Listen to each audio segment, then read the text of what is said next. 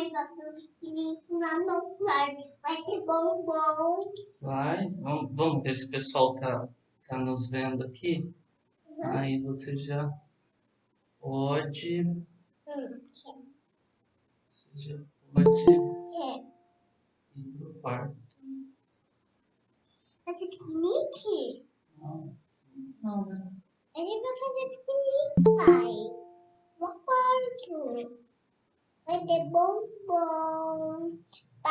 Mãe, que vai ter que mais? Só bombom?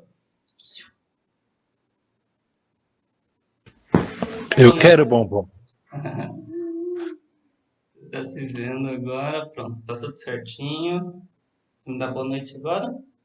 Boa noite. Manda uma boa noite para todo mundo. Fala, sejam bem-vindos. Vai lá. Tá bom, eu falo. Vou dar tchau pra todo mundo. Tchau.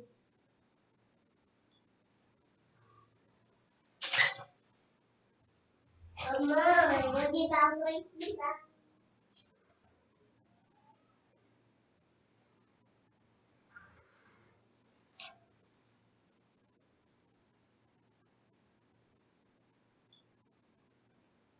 Boa noite, pessoal.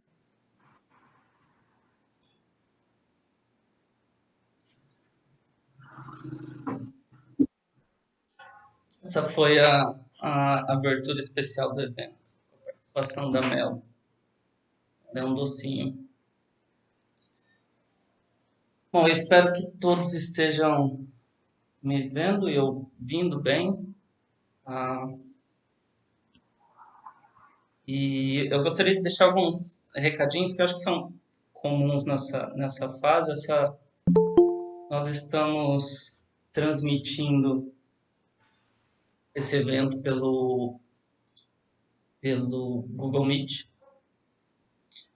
E tem um chat aqui onde vocês podem deixar as perguntas. Eu gostaria que esse chat fosse usado mais para isso, para facilitar na hora das perguntas com o professor, com o nosso convidado hoje. Deixar esse chat só para as perguntas mesmo, porque facilita para eu não perder nenhuma pergunta no meio do caminho. E vocês também podem deixar essas perguntas no Facebook. A gente vai estar olhando lá também. A transmissão já deve estar online, agora no Face. O professor Luiz está por aí, professor Luiz? Eu estou ouvindo tudo, mas eu não me vejo. Não se vê ainda. Não. No Face? Não, no Face eu nem tentei. Eu estou tá. nesse Google Meeting. Deixa eu... Opa!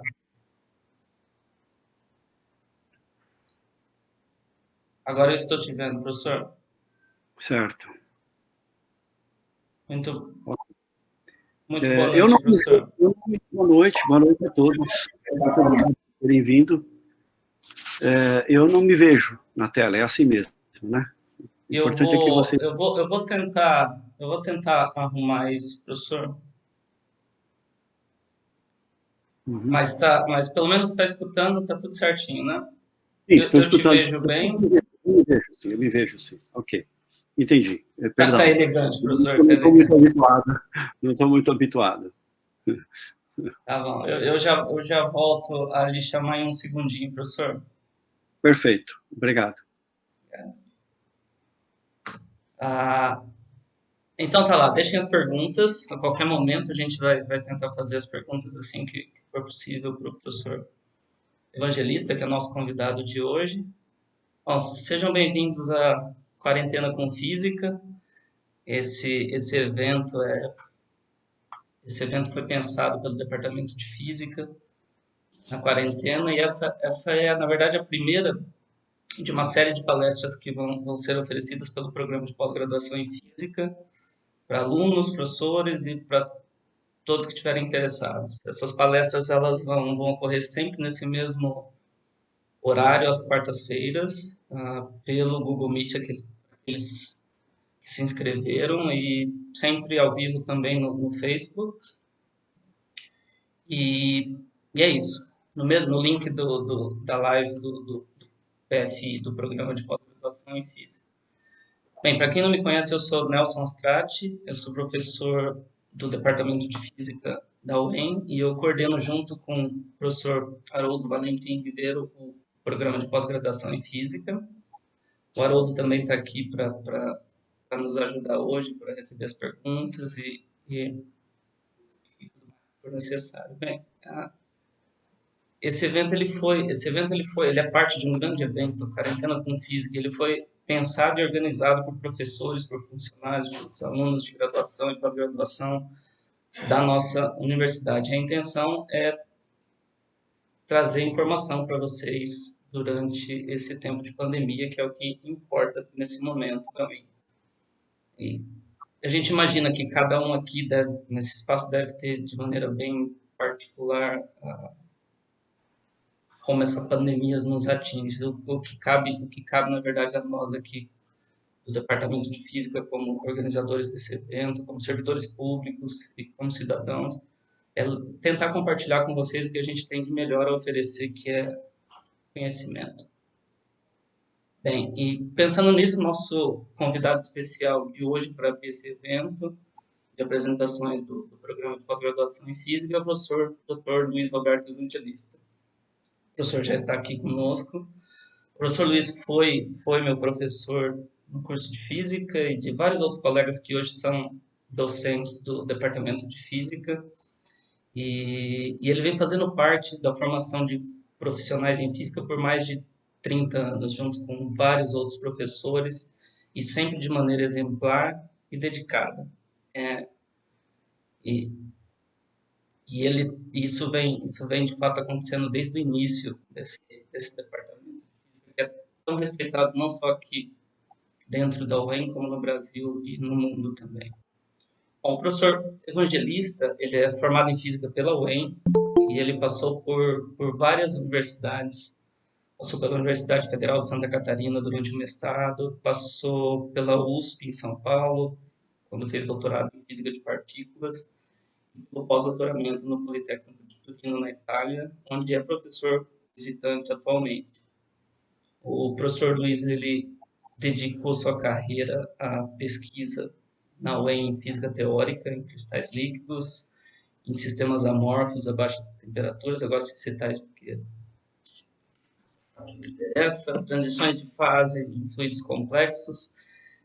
O professor Evangelista ele publicou mais de 200 artigos em revistas internacionalmente respeitadas em física, em áreas correlatas, e além de ter publicado 2 livros sobre suas pesquisas nesses temas. O professor Evangelista é pesquisador nível 1 do CNPq. O CNPq, para quem não conhece, é ainda a nossa principal agência de fomento à pesquisa, que resiste bravamente ao desmonte da pesquisa no Brasil nesse momento atual. Além disso, o professor Evangelista ele tem dedicado parte do seu trabalho na publicação de uma série de livros sobre perspectivas em história da física. O 3º volume, pelo que eu fiquei sabendo, está vindo por aí. E do lado mais pessoal, talvez poético, o professor Luiz também publicou outros livros sobre suas memórias aqui no Brasil e também na Itália. Em 2010, o professor Evangelista recebeu o título de cidadão benemérito de Maringá. Em 2015, ele recebeu o título de cidadão honorário da cidade de Touro, na província de Campobasso, na Itália. Bem, hoje o professor Luiz trará para a gente, trará para a discussão física e poesia. Então, sem mais delongas, eu convido o professor Evangelista. Professor Luiz, boa noite. Obrigado por aceitar o nosso convite e seja bem-vindo à Quarentena com Física, com poesia. Boa noite a todos mais uma vez. Muito obrigado por esse convite, que é sempre muito honroso, para falar para os estudantes, para colegas e para o público em geral. A proposta de um tema desse tipo, física e poesia, poderia, às vezes, induzir a pensar, algum despreparado talvez ou inadvertidamente, pensar que pudesse não ser um tema de linha dura, digamos, que merecesse uma reflexão. No entanto, eu gostaria de começar lembrando um escritor latino, obviamente, que se chamava Terêncio. E há uma frase dele muito famosa, que eu conheço desde a adolescência, que diz o seguinte: homo sum, é claro que o meu latim aqui vai... O sotaque é aquele que é, né? Porque ninguém sabe como nós deveríamos pronunciar. Homo sum et nihil humani a me alienum putum. Ou nihil humani a me alienum putum. O que significa isso? Eu sou homem e nada do que é humano me é alheio. Ou, em outras palavras, eu sou homem e tudo que é humano me interessa. A gente começa, então, lembrando que a ciência e a poesia, a arte e a ciência, são manifestações humanas a respeito do mundo, a respeito das coisas, de um sentido da vida, de um sentido das coisas. A gente contempla a ciência, por exemplo, obras humanas magníficas, eu vou falar mais especificamente da física, com esforço extraordinário como o da eletrodinâmica quântica, uma coisa belíssima como a eletrodinâmica quântica, ou como a teoria da relatividade geral de Einstein, né, que nos faz compreender, ou nos faz entender como geometria, matéria, né, espaço, tempo, tudo se imbrica numa única descrição para o cosmos. De um lado, para citar algumas coisas, do outro lado você pode pensar na Capela Sistina, você pode pensar numa sonata beethoveniana, por exemplo, a número 29, né, que é a minha preferida, ou você pode pensar na Divina Comédia. E eu gostaria de começar, então, lembrando um poeta, né? O poeta é Rainer Maria Rilke. Rilke dizia que a arte, na verdade, é infância, né? Por quê? Porque o artista e a criança, ele não sabe que o mundo existe. Quer dizer, ou pelo menos, aquilo que ele olha, ele diz, bom, isso aqui não me agrada. Né? A criança, por exemplo, ela pode criar o seu mundo imaginário, porque esse mundo talvez ela não esteja preparada ainda para ele. Ela é muito grande, ela, não sei. Ela prepara o seu mundo. O artista também cria o seu mundo. Então, a arte é a infância. E a arte está em continuação, porque na arte, na criação da arte, não há um sétimo dia. Né? Então, quando ele cria um mundo, né, e eu queria aqui usar um exemplo, de novo, eu vou falar de Dante. A gente sabe, por exemplo, na segunda-feira agora, dia 8 de junho, aqueles que leem Dante com uma certa frequência, como eu faço, se recordam que nesse dia, em 1290, morreu em Florença Bice di Folco Portinari. Ora, essa é a Beatriz da literatura universal, a Beatriz de Dante. Ele a viu quando tinha 9 anos. Depois ele a viu de novo quando tinha por volta de 18, ela o esnobou, ela se casou com Simone de Bart e ela morreu. E ele vai revê-la onde? Ele não vai revê-la. Então ele decide criar um mundo, e ele diz isso num livro que ele escreve um pouquinho depois da morte de Beatriz, que é o Vita Nuova. Ele diz, eu vou dizer dela o que não se disse de nenhuma outra. Então ele cria um novo mundo para poder colocar nesse novo mundo a sua Beatriz, que vai guiá-lo, né, no paraíso. Então ele vai revê-la no canto 30 do Purgatório, já que é a segunda grande cantiga da Divina Comédia. Então ele cria um mundo para exprimir esse amor imortal e morredouro que, com o qual ele nos brindou. Eu não consegui. Agora, o cientista, ele não precisa criar um mundo. A gente pode começar aqui um debate filosófico complicado. Por exemplo, os atomistas diziam que tudo o que há, né, são átomos e vazio. O budismo, na sunyata, eles têm um conceito de sunyata, que é o conceito de vacuidade. É mais ou menos a ideia de imaginar que as coisas, elas são vazias. Somos nós que colocamos significado nas coisas. Ora, esse debate, na verdade, nós poderíamos colocar essa discussão em termos nossos entre idealismo e realismo. O mundo pode ser só uma criação da minha mente, o mundo existe objetivamente. E nós fazemos uma representação para esse mundo. Não vamos entrar nessa discussão que é muito importante e vamos agir como um físico estándar, arroz com feijão. Átomos e moléculas são reais. O mundo existe e eu preciso descrevê-lo. O que é importante quando eu faço ciência é acreditar que o real, né, isso é esse que Platão eventualmente chamava de to holon, se quisermos, é passível de uma descrição com a razão, com o espírito. Com o espírito significa com as forças da razão e também com os meios humanos, com a vontade, com o discernimento, com a colaboração. Não é? Então, a escolha desse tema aqui é para contrapor esses dois momentos, porque nós vivemos, não só agora, mas há muito tempo, todo o século XX, né, paradoxalmente, um século da ciência. Inicialmente se achava que fosse o XIX, depois no 20 a gente assiste a uma explosão. Ao mesmo tempo, nós temos sempre um ataque à ciência, né? Então, eu gostaria de convidá-los hoje, com um pouco de paciência, vou tentar ser breve, para a gente fazer essa reflexão sobre, já que são atividades da quarentena na física, a gente sabe que nós precisamos da ciência para decretar a quarentena. Nós precisamos da ciência e dos frutos da ciência para as vacinas, para os remédios. Mas nós precisamos também de vida espiritual, vida interior. Claro, a ciência não exclui isso, mas precisamos de poesia para aguentar a quarentena. Então, é por isso que a gente escolhe isso. E aí eu escolho fazer, de novo, com Dante. A gente sabe que quando ele começa a viagem, ele começa essa viagem perdido, ele se sente perdido numa selva escura. Quando ele vê uma luz e tenta ir, ele é atrapalhado por feras, então ele vai ter que percorrer um caminho mais difícil. Para ajudá-lo vem Virgílio, o grande poeta, pai do Ocidente, e Virgílio, então, com ele, percorre todas as sendas horrorosas do inferno. Agora, nesse mundo dantesco, o que a gente tem?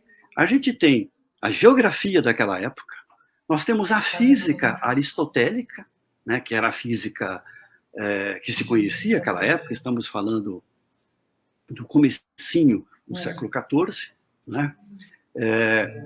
E nós tínhamos também essa cosmovisão, era a cosmovisão que se tinha naquela época. E Dante era um homem culto, Dante conhecia essas coisas. Então, a queda de Lúcifer teria feito uma grande cratera em forma de funil, com vários círculos. No centro desse funil estava o próprio anjo decaído. Bem, Virgílio e Dante percorrem esses círculos, e para sair do inferno eles têm que descer pelo próprio corpo de Lúcifer. E eles diz Dante para nós, na saída do inferno, ele diz assim: Loduca, que é Virgílio, Loduca io per quel cammino ascoso, intramo a ritornar nel chiaro mondo, e senza cura aver da alcun riposo, salimo su, il primo e io secondo, tanto que vidi delle cose belle, che porta al ciel per un pertugio tondo.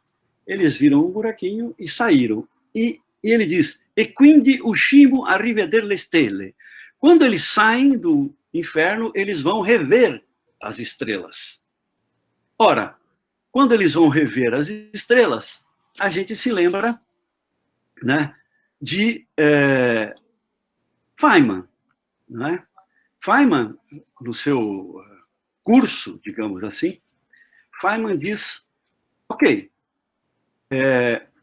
os poetas dizem que a ciência tira a beleza das estrelas, que seriam, estou lendo aqui a tradução que eu fiz do trecho dele, seriam meros globos de átomos de gás.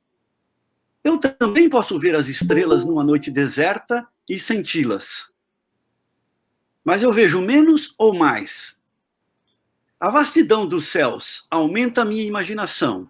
Preso neste carrossel, meu olho pequeno pode captar uma luz de 1 milhão de anos. Um vasto padrão, do qual eu faço parte. Qual é o padrão, ou o significado, ou o porquê? Não faz mal ao mistério saber um pouco sobre isso. Pois é muito mais maravilhosa, está escrito assim, hein? É muito mais maravilhosa a verdade científica do que aquela imaginada por qualquer artista do passado. Por que os poetas do presente não falam disso? Quais homens são poetas? Os que podem falar de Júpiter como se ele fosse um homem, um deus grego, mas que se calam se ele é uma imensa esfera giratória de metano e amônia? Então, Feynman está aí lembrando-nos, né, que é falsa a ideia de que a descrição da realidade científica, a descrição da realidade feita pela ciência, possa destituí-la de poesia, destituí-la de beleza. E está implícita nesta imagem de Feynman que qualquer descrição poética que não contemple o encanto e a descrição científica da realidade, de certo modo, também a empobrece, né? E se a gente continuar nessa toada de rever as estrelas, Feynman, talvez inspirado em um poema de Walt Whitman, menciona a mais notável descoberta de toda a astronomia. E eu, de novo, tenho a liberdade de ler para vocês um trecho de um outro físico, né, que trabalha com cosmologia, Lawrence Krauss, né, ele dizia o seguinte: cada átomo do seu corpo provém de uma estrela que explodiu. Os átomos da sua mão esquerda provêm de uma estrela diferente dos átomos de sua mão direita. É verdadeiramente a coisa mais poética que eu conheço em física. Vocês são todos poeira de estrela. Vocês não estariam aqui se as estrelas não tivessem explodido. Porque os elementos, o carbono, o nitrogênio, o oxigênio, o ferro, todas as coisas que importam para a evolução da vida, não foram criadas no início do tempo. Elas foram criadas na fornalha das estrelas. E a única maneira encontrada para chegarem ao seu corpo foi porque as estrelas foram suficientemente gentis para explodirem. As estrelas morreram e por isso vocês estão aqui hoje. Os átomos na sua mão esquerda provêm de uma estrela diferente daqueles na sua mão direita, porque 200 milhões de estrelas tiveram de explodir para formar os átomos do seu corpo. Então, de fato, o que a gente tem aqui, né, é a física descrevendo um fenômeno importante que se chama fusão nuclear. Por exemplo, ocorre quando dois núcleos mais leves, o hidrogênio, se combinam para formar um núcleo maior, o hélio. Né? Nesse processo, a energia é liberada porque a massa de repouso dos dois juntos é menor do que a massa de repouso dos dois separados. Por quê? A diferença nisso é uma energia que é liberada. Essa energia, o cálculo dessa energia é facilitado por aquela fórmula que a gente gosta de usar nas camisetas de um paper bem pequenininho do Einstein, de 1905 ainda, E igual a mc ao quadrado, né? Essa fornalha, esta fábrica, então ela é uma fábrica de energia, a fábrica de energia das estrelas, essa energia que invade e ilumina todo o cosmos, não? Então eu gostaria aqui de mostrar um pequeno... vamos ver se eu consigo compartilhar aqui com a ajuda dos meus amigos, se eu consigo compartilhar uma janelinha. Vejam vocês. Espero que vocês consigam ver. Estão vendo? Sim, né? Nelson? Sim, Luiz. Estão vendo? Ok, vocês veem aí, olha, o deutério à esquerda, né? O 2H aqui, e o trítio à direita. Então você tem um nêutron e um próton. O próton é o laranjinha aí, tá? Um próton e um nêutron. E depois o trítio com um próton e dois nêutrons. O trítio é um isótopo radioativo do hidrogênio. O encontro, como diria um amigo nosso que se chama Arrhenius, é um encontro explosivo, né? E desse encontro, um nêutron se manda, porque não há lugar para ele nessa família. E se forma uma partícula alfa, que é um núcleo do átomo de hélio, né, sem os elétrons, e mais energia. Então, esse processo, por exemplo, ele libera 17,6 megaelectronvolts de energia. Né? Agora, se essas partículas alfa formadas, se a gente quiser continuar, só um pequeno exemplo aqui, né, dessa fornalha nas estrelas. Duas partículas alfa, de novo, se encontram, é um encontro explosivo, né? Energia na forma de raio gama é liberada, mas se forma um átomo de berílio. E o berílio captura, à direita, vocês veem aí, captura de novo uma partícula alfa, de novo é um encontro explosivo, se libera mais energia na forma de radiação gama e se fabrica nada mais, nada menos do que o carbono, que é aquilo que a gente acabou de ver agora, né? É o essencial para a vida. Nós estamos aqui porque as estrelas foram gentis, né, de nos deixar esses elementos, né, para que a vida pudesse se desenvolver. Muito bem. Aí eu volto novamente, porque se a gente continuasse a percorrer com Dante e Virgílio, né, Virgílio vai deixar Dante, Dante vai encontrar de novo, vai encontrar pela primeira vez, como eu disse, Beatriz, no canto 30, já do Purgatório. Com ela ele vai percorrer todo o final do Purgatório e os céus, e no último canto do céu é dado a ele contemplar a divindade, né? A divindade é a sua crença. Ali Beatriz o deixa, vai ao lado dos bem-aventurados e ele passa a ser acompanhado por São Bernardo. E ele vê. Agora, o que ele vê, ele começa a narrar, e aí ele vai narrando e você vai percebendo que a linguagem falha, e ele, no último verso, ele diz, olha, all'alta fantasia qui manco possa, ma già volgeva il mio disio e il vele, siccome rota che ugualmente è mossa, l'amor que move il sole e l'altre stelle. É isso, né? Foi aqui a alta fantasia tolhida, mas ânsias e vontade era a movê-las. Eu estou usando a tradução, uma tradução do Vasco da Graça Gama. Já como roda por igual movida, o amor que move o sol e as mais estrelas. Este amor da poesia de Dante, não estou aqui fazendo confusão entre conceitos, não, mas é uma energia, né, de fusão, digamos, não há nenhum pecado, né, em dizer, ou tentar fazer esse paralelo poético, né, duas formas de ver o amor que move o universo.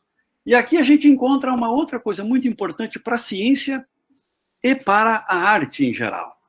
Vejam que Dante, ao tentar descrever o que está ocorrendo, o que ele está vendo, ele diz, bom, chega, não tem mais fantasia, me faltam as palavras, e ele encerra o poema, porque ele não consegue dizer mais nada. Aqui nós vemos o limite da palavra, né? Então eu gostaria de convidá-los a pensarem sempre no seguinte, Dante e a fábrica estelar, rigorosa, estudada há muito, né, de produção de energia, não são imagens excludentes, são imagens pertencentes a duas representações válidas e diferentes do mundo. Duas representações que não são incompatíveis e não são alternativas. São descrições diversas. Provavelmente, a gente pode pensar assim, elas são complementares. Então, de modo algum, se quer misturar as duas descrições. Pelo contrário, como humanos, nós podemos usufruir, digamos assim, desses dois modos de afrontar, ou de descrever, ou de contemplar, ou de se encantar com o real. Porque a ciência também, não vamos nos esquecer, tantas vezes a gente pensa, e aqui eu estou falando quase como se fosse um sermão, mas se fala muito em ciência como dominação do mundo. Mas ela nasce, na verdade, como do espírito científico, o espírito da descoberta, o espírito da invenção. Então, para que haja esse espírito da invenção, tanto para o filósofo, quanto para o poeta, quanto para o cientista criador, é preciso que haja o encantamento. Quer dizer, é claro, o encantamento aqui não é magia, é a catarse, não é? Por isso que a gente diz que o poeta e o cientista, estou falando de poetas criativos e cientistas criativos, compartilham a expressão livre de sua vontade. Por quê? Porque é a espontaneidade, não? Ele é um movimento de dentro para fora, como, de novo, o da criança. Estou falando dos criativos. É claro que depois é muito importante o trabalho, evidentemente, em grupo, etc. Tudo isso, a divisão do trabalho, nós fazemos parte de uma sociedade em que a própria produção de ciência também depende do trabalho coletivo. Aliás, é muito dependente do trabalho coletivo e a gente percebe isso num momento crucial como este que estamos vivendo. Agora, essas linguagens são, evidentemente, diferentes. Por exemplo, a gente pode pensar, eventualmente, se quiséssemos, numa espécie de crescimento da ciência. Porque, claro, eu não posso me levantar amanhã e dizer, olha, eu estou pensando aqui em fazer uma modificação na física relativística. Calma aí, não é? Eu já sei que há resultados, né, muito bem estabelecidos, comprovados experimentalmente, então eu posso partir daí. Então, nesse sentido restrito, digamos, mas muito importante, eu posso ver, sim, uma certa acumulação. A palavra acumulação dá uma sensação errada, mas não é nesse sentido de uma mera coleta. Eu tenho uma tradição de pensamento, uma tradição de resultados. A gente poderia chamar de paradigma, discutir em vários modos diversos, a epistemologia da ciência, etc. Não é o objetivo aqui, mas é importante demarcar isso. Eu parto do trabalho dos meus predecessores ou contemporâneos quando eu faço ciência. Eu não posso imaginar que eu estou sempre criando. A poesia, é claro, o poeta se forma lendo outros poetas, ele se forma melhorando a sua linguagem, etc. Mas provavelmente a Divina Comédia, que tem inclusive inspirações em trechos árabes, mas não é uma dependência, alguma coisa, uma viagem para outro mundo, não é uma ideia original em si. A forma como fazê-la é que é original, profundamente original. E os versos, né, com os quais nós fomos contemplados é que são profundamente originais. Mas a Divina Comédia não existiria se Dante não a tivesse escrito. A teoria da relatividade, por exemplo, que eu citei há pouco, vamos dizer assim, aquela época, no comecinho do século XX, né, na área estavam, não sei, Poincaré, estavam Lorentz e estavam Einstein. Quem fez o gol, não é? Quem deu o passo decisivo foi Einstein. Mas a gente, em ciência, a gente pode aceitar que se o Einstein não tivesse feito, os resultados da teoria da relatividade teriam sido incorporados ao arcabouço científico, certamente. Talvez não feitos por uma pessoa só, mas como resultado de diversas contribuições que consolidariam uma visão relativística. A mesma coisa a gente pode dizer da Capela Sistina e da mecânica quântica, quando explode a física quântica mesmo. De um lado, a mecânica matricial de Heisenberg, Born e Jordan, e do outro de Schrödinger, depois Dirac, né? São obras profundamente criativas, de pessoas profundamente criativas, mentes livres e espontâneas. Mas, provavelmente, se a gente estuda um pouco da história desse período, nós temos que voltar a De Broglie, nós temos que ir fazendo, nós temos que voltar a Bohr, Sommerfeld e tantos outros. Então, a gente sabe que esse ambiente foi preparado, e aí esses que ali estavam, capazes, criativos, conseguiram dar um passo decisivo. Agora, a Capela Sistina é fruto de uma coisa que acho que não tem nome, né? Tá certo? Não tem nome porque, bem, a tenacidade, o sofrimento, a tristeza, é a vida inteira daquele artista que trabalhava de maneira a mais complicada possível. Então, agora eu realmente começo a nossa reflexão com uma frase que eu li de uma escritora que faleceu, infelizmente faleceu recentemente. Ela dizia o seguinte, que a ciência descreve precisamente de fora, né? De fora para dentro. A poesia descreve acuradamente, precisamente, de dentro, a partir de dentro. A ciência explica, diz ela, a poesia implica.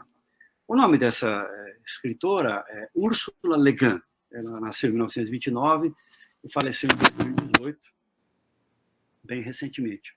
Agora eu chamo a atenção de vocês para a gente pegar a palavra explicar, né? A palavra explicar, do latim, no latim, essa raiz, né, ex, ela designa um movimento realmente de dentro para fora, mas é explicar, na verdade, é um movimento em direção a alguma coisa. Mas é também uma forma de colecionar as coisas, né? E depois montá-las. Como faz, por exemplo, o som no ouvido.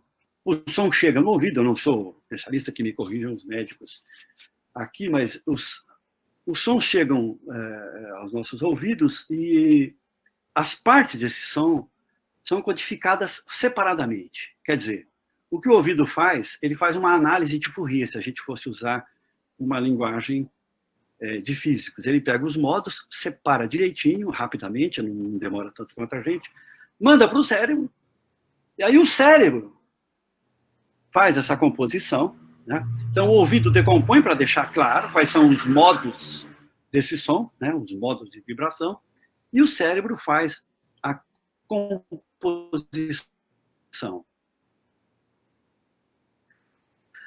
Agora, a ciência, quando procede, a gente sabe, nós poderíamos aqui esquematizar, atribuindo a ela a descoberta na origem da ciência moderna, que pode ser ilustrado, por exemplo, se nós pegarmos o discurso do método de Descartes e acompanharmos ali as regras, né? As regras que devem ser utilizadas para conhecer, para dirigir o pensamento e conhecer a realidade. Há uma regra, por exemplo, que ele atribui, e é típica da ciência clássica, que é a regra da divisão ou da análise. É uma regra reducionista. Ele recomenda o seguinte, olha, a tradução é minha aí, meio chinfrim, dividir cada uma das dificuldades que examinasse, ele se propõe, em tantas parcelas quantas pudessem ser e fossem exigidas para melhor compreendê-las. Dividir, analisar. Analisar é cortar em pedacinho mesmo, tá certo? Bom, então ele reduz o todo às suas partes. Mas depois ele diz, a outra regra é a regra da ordem ou de dedução. Eu preciso conduzir por ordem os meus pensamentos, começando pelos objetos mais simples e mais fáceis de serem conhecidos, para subir pouco a pouco, como que por degraus, até o conhecimento dos mais compostos, e supondo mesmo certa ordem entre os que não se precedem naturalmente uns aos outros. E ele vai além, ele diz, calma, eu fiz isso, agora eu preciso enumerar. Devo fazer sempre enumerações tão completas e revisões tão gerais que ficasse certo de nada omitir. Essas são as regras do discurso do método. Uma regra complementar está num livro que ele escreveu ainda mais mocinho, chamado Regras para a Direção do Espírito. É a regra da numeração suficiente e metódica. Aí ele diz, olhem que pérola, para que entendamos o procedimento clássico reducionista. Para completar a ciência, é preciso passar em revista, uma a uma, as coisas que se ligam ao nosso fim, por um movimento de pensamento contínuo e sem a menor interrupção. E é preciso abarcá-las numa enumeração suficiente e metódica. Assim procede o método científico. Podemos discutir sobre a existência do método ou não, a la Popper, aqui hoje não é o caso. Vamos admitir que há uma forma de proceder que a gente possa, eventualmente, colocá-la em termos de algumas dessas regras gerais. O que acontece é que, nesse ponto, então, a gente diz, ora, mas por que foi possível fazer ciência? Foi como eu disse no início, nós supomos que há o real. E nós supomos mais. Nós supomos que o real é organizado. Quer dizer, o real não é o caos, como descobriram os gregos. O real é o cosmos. Dizem que essa foi a primeira grande revolução científica, na verdade foi uma revolução científica, filosófica, metafísica, e se quisermos, também poética, quando o grego enuncia que o to rolon, quer dizer, a totalidade de tudo que é de Platão, é cosmos. Porque quando ele diz que é cosmos, ele diz que é harmonia, é ornamento, é beleza, é ordem. Porque se não é caos, o contrário, literal, de caos é ordem. Se ele é organizado, se há alguma ordem, a ciência é possível, porque a ciência vai perscrutar esse real com a razão. Com a razão, bom, do ponto de vista evolutivo, surgiu aqui uma espécie, até a demonstração em contrário, que é a nossa, né, que se auto-organizou, que desenvolveu uma consciência. Essa consciência, que se auto-organizou, contempla esse real e o organiza, isto é, ela constrói uma representação para esse próprio real. Essa é a possibilidade, a raiz do conhecimento e da representação científica. O mundo existe, podemos depois discutir certas, como diz os italianos, certos matizes ou certas esfumaturas, né, de como é o papel do sujeito e tal. Tudo isso é importantíssimo, mas nós não podemos seguir essa estrada aqui. Isso é explicar em ciência. Agora, e implicar? Bom, implicar é uma outra coisa, porque implicar não é o oposto de explicar. E também não exclui. Implicar significa entrelaçar, e significa unir, juntar. Então, a poesia, quer dizer, o fazer poético, ou o poeta no seu trabalho, né, quando ele fala sobre o real, né, que pode ser o real que ele mesmo inventou, ele constrói uma representação. Só que a sua representação é uma mensagem que não tem preocupação com o método ou com o fato de ser reprodutível. A preocupação da poesia é a preocupação com a linguagem. Por quê?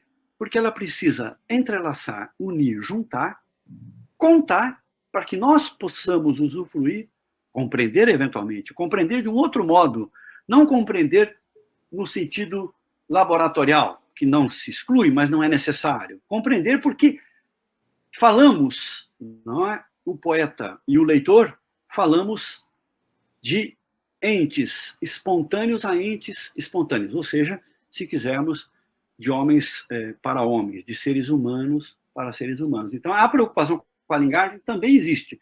Na ciência, a preocupação com a linguagem é crucial, porque eu preciso dizer as coisas de uma maneira que seja compreensível para todos naquele código. A linguagem científica é muito importante.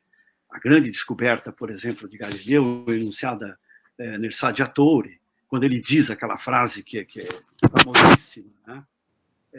Que a linguagem, né, da natureza é a linguagem dos símbolos matemáticos, das figuras, né?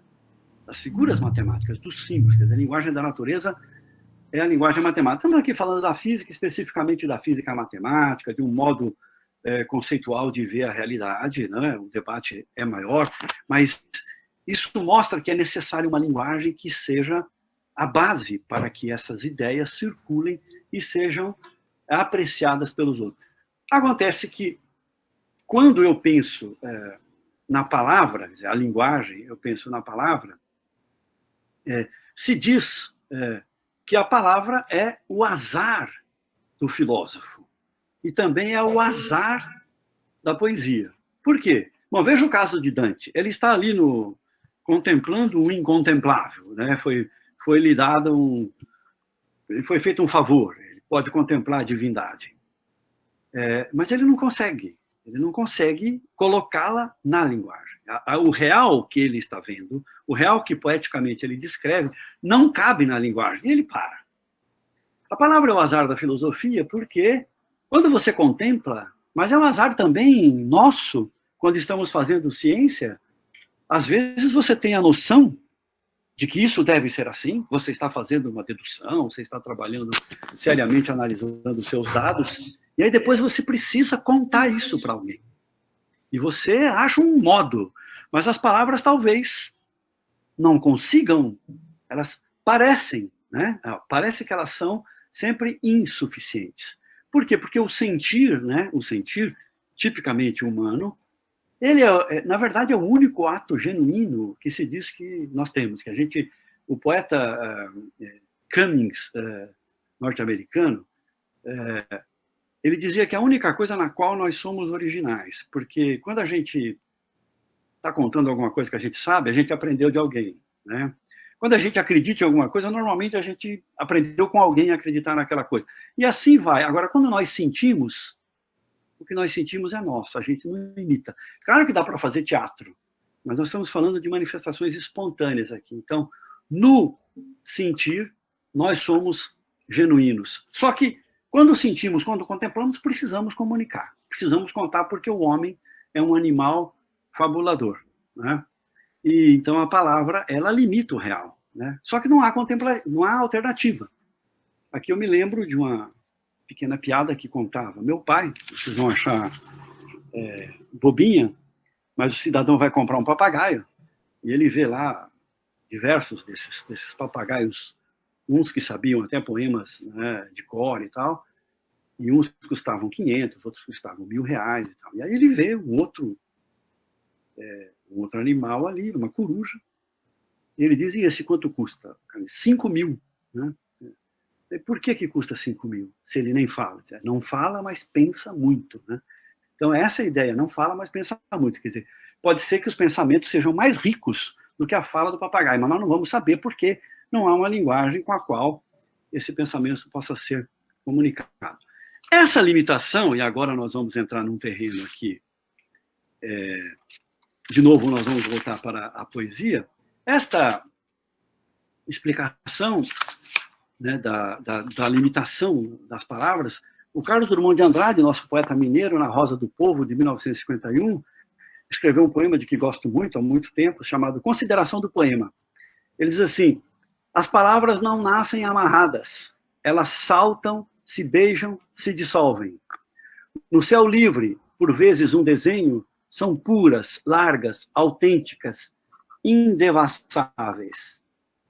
As palavras são indevassáveis, não é?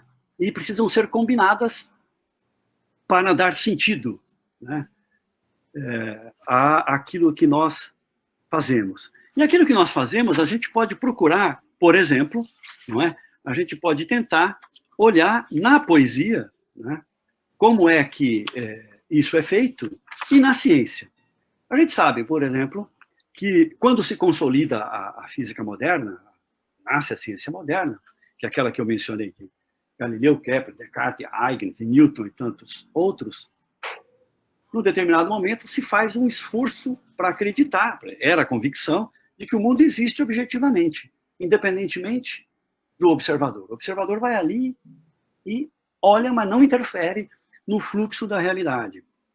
Na mecânica quântica, as interpretações dominantes da mecânica quântica, parece haver, e é controvertido, é um debate muito rico, muito importante, parece que há um retorno do sujeito. Então, a física clássica de Galileu, Newton, Kepler, né, os velhinhos, como dizem, fundadores da matéria moderna, ela era realista objetiva. O universo existe, nós contemplamos, vamos descobrir nele leis, mas eles existem, essas leis acontecem, são executadas, valem, independentemente do papel do observador. Na mecânica quântica, o papel do sujeito parece voltar, para desagrado de alguns, para alegria de outros, e para um monte de confusões que se faz com a mecânica quântica a respeito. Você cria o universo, todas essas coisas que a gente escuta por aí, né? Não é bem assim, mas de qualquer forma, há aparentemente uma intromissão do sujeito. Ok, o formalismo continua sendo discutido, mas no laboratório, não é? Na matemática, no formalismo, tudo isso a interpretação que vem sendo discutida, não o formalismo. O formalismo, o laboratório, são muito bem, vão bem obrigado. Então, há um paradigma, não é? Um conjunto de conhecimentos que é compartilhado por toda a comunidade científica. Agora, a poesia, inevitavelmente, como é o sujeito que tece, que implica, que entrelaça o sentido, a poesia tende a subjetivizar o universo, né? Ela não pretende nem dominá-lo, nem colonizá-lo, e muito menos explorá-lo, como faz a técnica. Não estou dizendo que isso é ruim, é que é uma outra coisa, né? A poesia, a gente pode dizer que ela pretende envolver o universo. Então, eu gostaria aqui de chamar, em meu auxílio, né, uma poetisa, poeta norte-americana, passou a vida sozinha, com um amor proibido, correspondido a uma época, não, um amor proibido para aquela época, e escreveu muitos poemas, 1.500, uma quantidade grande de poesias que não foram publicadas. Emily Dickinson, ela nasceu em 1830 e faleceu em 1886. Ela escreveu um poema chamado Verdade e Beleza, e eu vou ler aqui uma tradução do Manuel Bandeira, se vocês me permitirem. Vocês vão me permitir, porque vocês podem desligar, eu vou ler assim mesmo, né? Esse poema também li na adolescência e nunca mais me esqueci da sua mensagem. Já usei, inclusive, em outros lugares, me repito sempre com essas coisas que me acompanham. Diz assim: morri pela beleza, mas apenas estava acomodado em meu túmulo alguém que tinha morrido de verdade, ou seja, pela verdade, era depositado no canteiro ao lado. Então, ela morreu pela beleza, alguém tinha morrido pela verdade, era depositado no canteiro ao lado. Esse alguém perguntou-me baixinho o que me matara. A beleza, respondi. E o outro disse: a mim, a verdade. É a mesma coisa. Somos irmãos. E assim, como parentes que uma noite se encontram, conversamos de jazigo a jazigo, até que o musgo alcançou os nossos lábios e cobriu os nossos nomes. Aqui, se a gente quiser, o poema é muito bonito, nós poderíamos exagerar só para encerrar essa sessão aqui e atribuir a verdade à ciência, a verdade científica. Isso é um exagero, evidentemente. A ciência não tem o monopólio da verdade. E atribuir a beleza à poesia, que também é um exagero, porque não é só a poesia que é o domínio da beleza. Mas, nesse caso, nós teríamos uma imagem com a qual eu gostaria de terminar esse bloco dizendo: olha, esse diálogo que a Emily Dickinson antecipou poeticamente, de maneira magistral, deve realmente continuar, porque somos homens e mulheres, até que o musgo cele os nossos lábios e cancele os nossos nomes. É um diálogo perfeitamente possível. É esse o diálogo para o qual eu os convidei hoje para a gente, né, fazer uma reflexão rápida. Eu estou me demorando muito e vou entrar na parte final da minha reflexão. Eu quero dar uma olhadinha em 3 poemas, em 3 momentos poéticos, né, escolhidos por absoluta vontade própria, né, seguindo critérios absolutamente de gosto pessoal, que contemplam, esses poemas contemplam o cosmos grego, por exemplo, o universo mecânico, né, a evolução dos processos, mas eu vou fazê-lo especificamente considerando esses 3 momentos. A gente olha, então, para a história do pensamento ocidental, o pensamento filosófico e o pensamento científico, e muito esquematicamente a gente pode dividi-lo em 3 períodos. O período que eu já mencionei da descoberta do cosmos, que o real é organizado, que pode ser descrito com as armas da razão, as armas espirituais, o ser humano pensante com a sua força e a sua capacidade de colaborar, intuir, deduzir, inferir, medir, né? Essa imagem do cosmos grego, que era uma imagem de um organismo, ela é substituída pela renascença científica por um universo mecânico, usando a analogia mecanos do grego significa máquina, então o universo é uma máquina. Essa máquina funciona de acordo com as leis da natureza, e a gente tem, então, o universo mecânico, né? O debate, por exemplo, Leibniz-Clarke, que na verdade é um debate entre o filósofo Leibniz, o fundador, o descobridor, inclusive, do cálculo diferencial, e Newton, né, outro autor da mesma façanha, que não se bicavam, mas Newton não respondia, deixava que Clarke respondesse em seu lugar. Eles falam de um relógio como um mecanos, como uma máquina. Depois nós temos, no início do século, principalmente com o advento da termodinâmica, no século XIX, depois do século XX, um período em que a gente compara esse mundo, digamos assim, como uma coisa em aberto, como um processo, um mundo em evolução. Agora, quando a gente volta lá para a antiguidade, a gente um grande poema chamado De Rerum Natura, sobre a natureza das coisas. Um poema longo, magnífico, 7.000 versos, hexâmetros, inspirado em Virgílio, Ovídio. Esse livro inspirou quase que todo mundo, né? Galileu, Darwin, Maquiavel. Aliás, alguns dizem até que Galileu teria sido condenado, Pietro Redondo, mas não vamos entrar nisso aqui não, senão não saímos hoje dessa conversa, né? Galileu teria sido considerado herético por causa do atomismo que ele defenderia, junto com o próprio Papa, imaginem, né? A partir das ideias que circularam com o De Rerum Natura, que foi descoberto, inclusive, por Poggio Bracciolini, bom, enfim, há toda uma história. É um poema que trata um pouco de quase todas as coisas, né? E, num determinado momento, esse poema fala, né, de um universo formado por partículas invisíveis, né? Eternas, que são as partículas elementares da matéria e que são as sementes das coisas, né? Ele fala também que o universo não foi criado para nós ou em função de nós.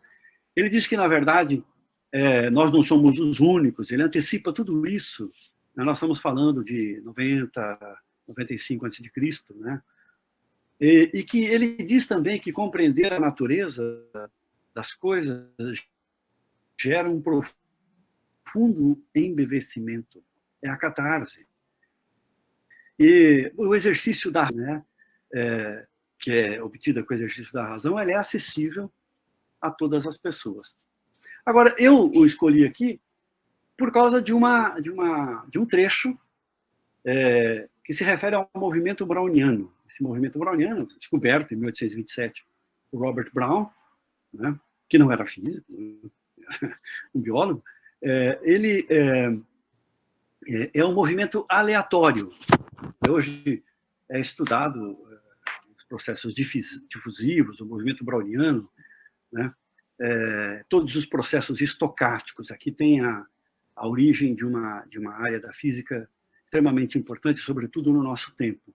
Mas a primeira explicação, digamos assim, do movimento browniano bem-sucedida foi feita por Einstein no ano admirável de 1905, logo em seguida por Marian Smoluchowski, um polonês, e depois por Paul Langevin.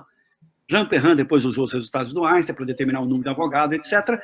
E a constituição atômica da matéria se consolidou definitivamente. E lá pelas tantas, no livro no Rerum Natura, Lucrécio diz o seguinte: outra razão para observar com mais atenção esses corpos que vês agitarem-se em desordem nos raios de sol é que tais agitações nos revelam os movimentos secretos, invisíveis, dissimulados no fundo da matéria. Muitas vezes verás muitos desses pequenos grãos de poeira, sob o impulso de choques invisíveis, mudarem o seu caminho e, repelidos, inverterem a sua marcha, ali, aqui, em todos os lugares e em todas as direções. Essa marcha errática provém todas dos átomos. Então, Lucrécio tinha, num poema, descreve o movimento browniano, que eu, quando menino, aqui na Vila Operária, casa de madeira, um furo, né, na madeira, você vê a luz do sol entrando e vê aqueles grãos de poeira suspensos, né, nesse movimento, como você veria, por exemplo, a fumaça de um cigarro. E a explicação matemática tem que esperar o século XX, mas a ideia física, né, a razão física, a partir da existência dos átomos, já tinha encontrado em Lucrécio uma explicação. Eu lhes falei da máquina do mundo.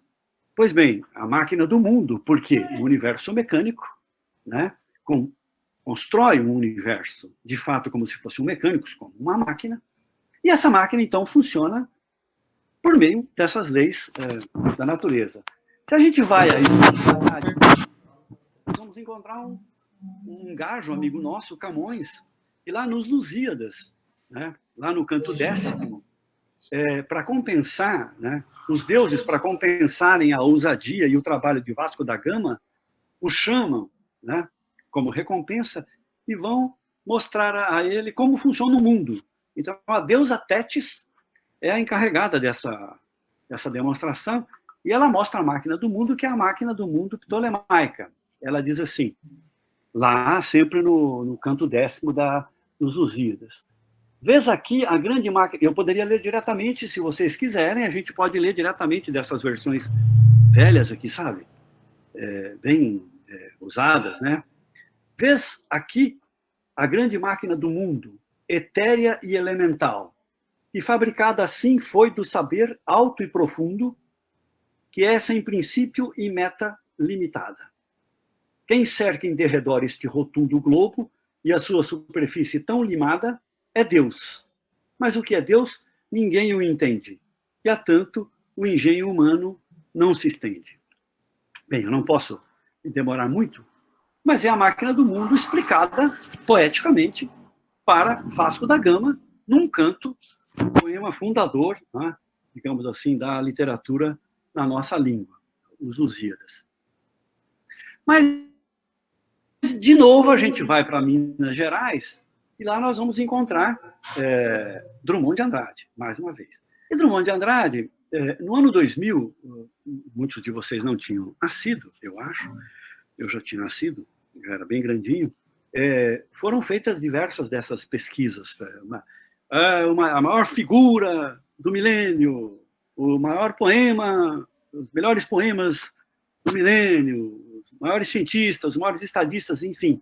Foi feita essa enquete. Numa enquete feita pela Folha de São Paulo, entre muitos intelectuais brasileiros, resolveram escolher como o melhor poema de língua portuguesa esse poema que Carlos Drummond de Andrade publicou num livro chamado Claro Enigma. O livro é de 1952. Esse poema se chama A Máquina do Mundo. Diz o Drummond que andando ali, né, pelas suas terras em Minas, um belo dia, a máquina do mundo se entreabriu para quem de romper já se esquivava, e só de o ter pensado se carpia. Abriu-se majestosa e circunspecta, sem emitir um som que fosse impuro, nem um clarão maior que o tolerável. E ele continua mostrando que a máquina do mundo quer se revelar a ele. Mas ele, diz lá pelas tantas, baixei os olhos, incurioso, laço, desenhando colher a coisa oferta, que se abria gratuita ao meu engenho. O poeta estava cansado, né? Desolado, desenchabido, digamos assim, e não quis conhecer essa máquina do mundo. Nesse mesmo poema, nesse mesmo livro, O Claro Enigma, ele fala, e isso a gente explica um pouco, a gente consegue entender um pouco o sentido dele, né? O que ele sentia nessa época. Um poema que se chama Dissolução, ele diz: escurece, e não me seduz tatear sequer uma lâmpada, pois que aprouve ao dia findar, aceito a noite. E com ela aceito que brote uma ordem outra de seres e coisas não figuradas, braços cruzados. Vazio de quanto amávamos, mais vasto é o céu. Povoações surgem do vácuo. Habito alguma? Olha que engraçado, não? Povoações surgem do vácuo. Alguém leria e diria, poxa, pode surgir alguma coisa do vácuo? Pois o vácuo é a grande pergunta da metafísica, né? Que pergunta, por que há algo em referência a nada, ao vazio? Por que existe alguma coisa? Essa é a pergunta da metafísica. Aristóteles insistia, em toda a física aristotélica, né? A gente vai chegar até Torricelli e Pascal para romper com digamos, com esse preconceito, ou com essa ideia, com esse paradigma clássico, que a natureza tem horror ao vácuo. Newton, quando constrói a sua gravitação, constrói algo que ocorre nesse vazio, e todo mundo o acusa, mas isso é interação à distância, fantasmagórica, etc. Ele tem que afrontar um grande debate com Leibniz, com Huygens, com gente de altíssimo calibre. Depois chega Maxwell e diz, não, esse espaço é vazio, na verdade não é vazio, ele é preenchido por um campo. Inicialmente havia o éter, que ninguém aceitava a ideia de que não houvesse nada, mas depois é preciso romper com o próprio éter. Então é preenchido com um campo. Quando chega Einstein, ele diz, é pior do que isso, digamos assim, porque o espaço é curvo, né? E ele se curva na presença de matéria. Né? E aí a mecânica quântica diz, olha, pessoal, o espaço vazio, né? Está parecendo a quarentena que a gente faz no Brasil. No princípio, deveria ser uma quarentena realmente com isolamento social, mas é um lugar muito limitado. Então, me perdoem a brincadeira com uma coisa tão séria, mas o vazio para a física contemporânea é uma coisa muito agitada.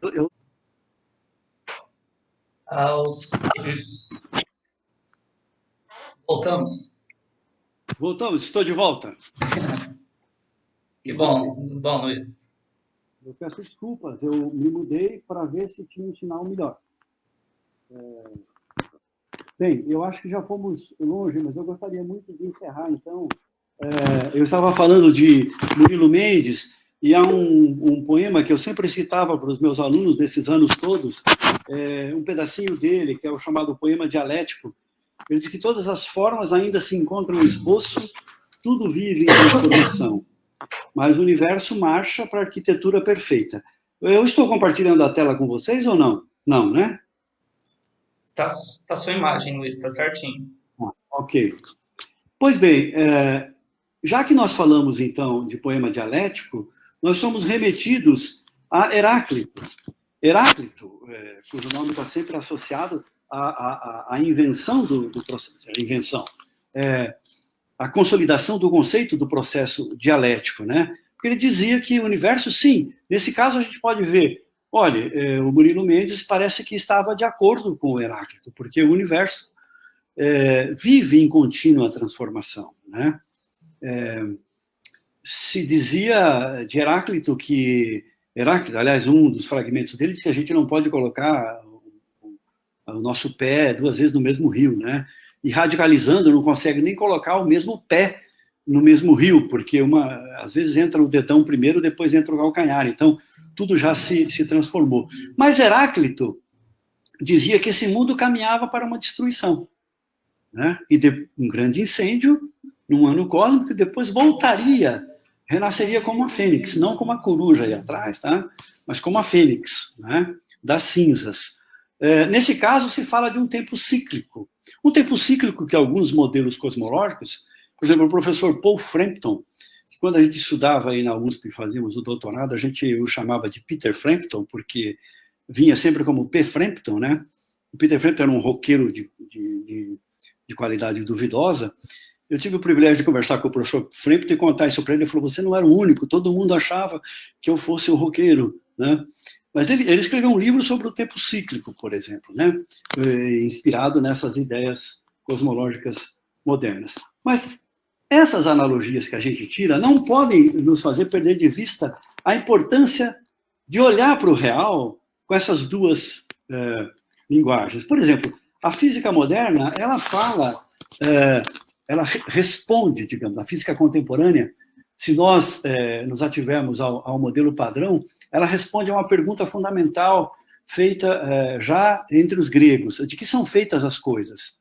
Ela nos responde, ela nos coloca uma pequena tabela periódica, entre aspas, não é uma tabela de elementos, não é de elementos, mas de constituintes fundamentais, né, com 12 leptons, que são os férmions, são as partículas que formam a matéria. Então, os quarks, os míons e o elétron, né, o neutrino, e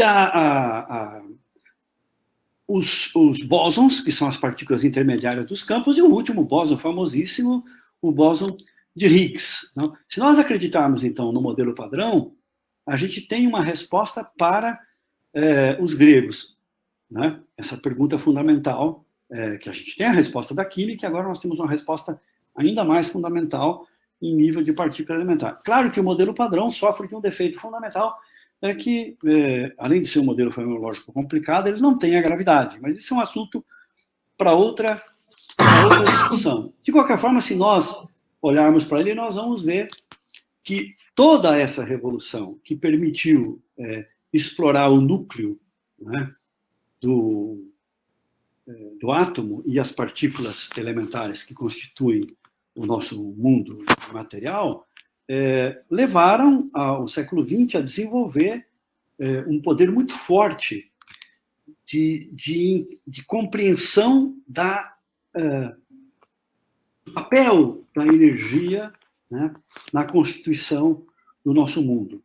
Então, em agosto de 1945, quando a bomba explodiu em Hiroshima e Nagasaki, Oppenheimer, que era um dos líderes do projeto, ele disse: os físicos conheceram o pecado, e este é um conhecimento que não poderão perder.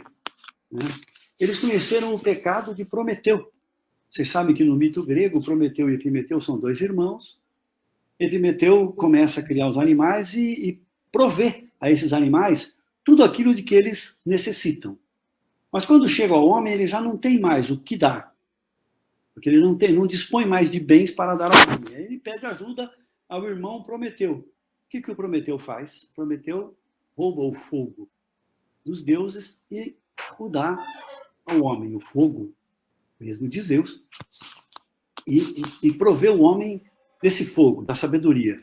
Claro que o Zeus aí, a história é assim, uma história de revista cara, Zeus fica bravo né? E Epimeteu é casado com Pandora e tal, e aí Pandora abre aquela caixa, e o resultado a gente sabe porque nós estamos aqui por causa dessa confusão.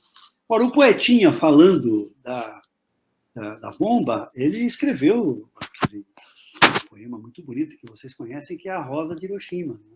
Pensem nas crianças mudas telepáticas, pensem nas meninas cegas e inexatas, pensem nas mulheres rotas alteradas, pensem nas feridas como rosas cálidas, mas não se esqueçam da rosa, da rosa de Hiroshima, a rosa hereditária, a rosa radioativa, estúpida e inválida, a rosa com cirrose e a anti-rosa atômica.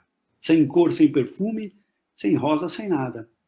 O poeta também se exprime sobre um resultado. Que tremendo resultado, terrível, tremendo, terrível. Que poder foi liberado ao mundo pela ciência, pela compreensão analítica, racional, experimental do real. E que poder há nessas palavras e nas palavras de tantos outros, né? Agora, nós estamos falando de fogo. Então a gente volta para Heráclito. De novo, esse fogo roubado de Prometeu, esse fogo que a gente simboliza aqui com a bomba atômica, Heráclito, num fragmento famoso, o fragmento 90, dizia: todas as coisas são trocadas em fogo, e o fogo se troca em todas as coisas. Como as mercadorias se trocam por ouro, e o ouro é trocado por mercadorias. Werner Heisenberg, um dos fundadores da mecânica quântica, como eu mencionei há pouco, o inventor, o descobridor da mecânica matricial, depois aperfeiçoada por Bohr Jordan e outros mais tarde, mas sobretudo por esses três, escreve num livro Física e Filosofia, analisando o pensamento dos gregos, é o primeiro capítulo do livro, ele diz: todas as coisas, se nós trocarmos o fogo de Heráclito por energia, a gente poderia dizer o seguinte: todas as coisas são uma troca de energia, e a energia é uma troca de todas as coisas, como as mercadorias são uma troca do ouro, e o ouro uma troca das mercadorias. Ele diz, a gente troca, ele tem uma certa liberdade aqui, mas a gente troca a palavra fogo em Heráclito por energia, e podemos repetir na física o fragmento de Heráclito, né? E aí, ainda mais, a energia se tornaria a substância com a qual seriam feitas todas as partículas elementares, os átomos e, portanto, todas as coisas, toda aquela base do modelo padrão. A energia seria também aquela mesma que move o Sol e todas as estrelas produzidas na fornalha da nucleossíntese e cantada por Dante no último canto, nas últimas linhas da Divina Comédia. E, além disso, a gente pode acrescentar, né, a essa imagem poética muito forte do fogo como energia, né, tomando essa liberdade aqui de acostar, né, um poeta como um pensador fundamental como Heráclito e um outro pensador fundamental em física como Heisenberg, né, podemos considerar aí essa quantidade que é trocada, ela se conserva, né? Essa é uma das grandes descobertas da mente humana também, consolidada na metade, mais ou menos, do século XIX, que é a descoberta da conservação de energia, né? E a gente sabe que a energia se converte na forma de partícula elementar. Pensem nos processos de aniquilação de pares. Então, aqui nós temos, de um lado, uma física experimental acessível e imagens muito poderosas, tanto de física quanto de poesia. Mas eu já falei muito, eu vou encerrar com um poeta que também ele, a minha escolha é sempre tendenciosa no meu caso, também ele era um leitor assíduo de Dante. O poeta Eliot, que nasceu nos Estados Unidos, mas depois decidiu virar cidadão inglês. Ele diz assim, que nós vivemos sempre fazendo escolha de uma ou outra pira, um ou outro fogo. Ele diz, a pomba mergulhando rasga o espaço. Esse é um poema chamado Quatro Quartetos, Little Gidding. A pomba mergulhando rasga o espaço, com flama de terror incandescente, cujas línguas purgam no ar ardente a remissão do crime e do pecado. Toda esperança ou afã desesperado está na escolha de uma pira ou outra, para que o fogo do fogo nos redima. Quem, pois, urdiu tanto suplício? Amor. Amor é nome de furtiva chama. Aqui o fogo não é a energia, mas é o amor, né? Sob as mãos que teceram com rancor a intolerável túnica de flama, a que poder algum se pode opor. apenas suspiramos, ainda vivos, por um ou outro fogo. Ou seja, nós estamos sempre, seremos consumidos por um ou outro fogo. Uma tradução livre se poderia dizer, né, um ou outro fogo sempre nos consome. Só que, com uma pequena liberdade, realmente eu estou encerrando aqui, peço desculpas, nós, olhando para esse pequeno trajeto de poesia e física, muito genérico, a gente pode se dar ao luxo de ficar com essas duas fogueiras, né? Nós não precisamos tratá-las como contraditórias ou sequer como conflitantes. São dois modos de nos aproximarmos do encantamento, do alumbramento do real. A física e a poesia. Eu proponho a vocês que pensem nisso como Dante propôs, né? Na boca de Ulisses, volta para casa para sua Penélope, e o tédio, Ulisses teria dificuldade para fazer uma quarentena tremenda. Eles não dá, eu não posso ficar aqui. Ele larga a sua Penélope, que o esperou por tantos anos, e diz aos seus marinheiros: considerate la vostra semenza, fate non foste a viver come bruti, ma perseguir virtuti e conoscenza.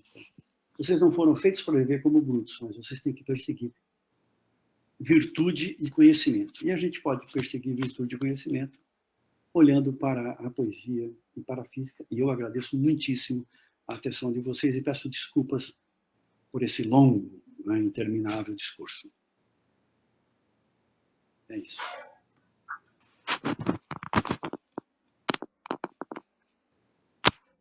Eu parei. Muito obrigado, professor Luiz. Finalmente. O senhor me ouve bem aí, né? Eu ouço perfeitamente. Perfeitamente. Eu vou... Bom, a gente não pode bater palmas, infelizmente, aqui. Quer dizer, eu posso, né? Mas se todo mundo entrar aqui simultaneamente... Estão até pedindo aqui para bater palma, eu bato palma. Tá bom, obrigado. Obrigado. Mas nós estamos abertos a perguntas agora, pessoal.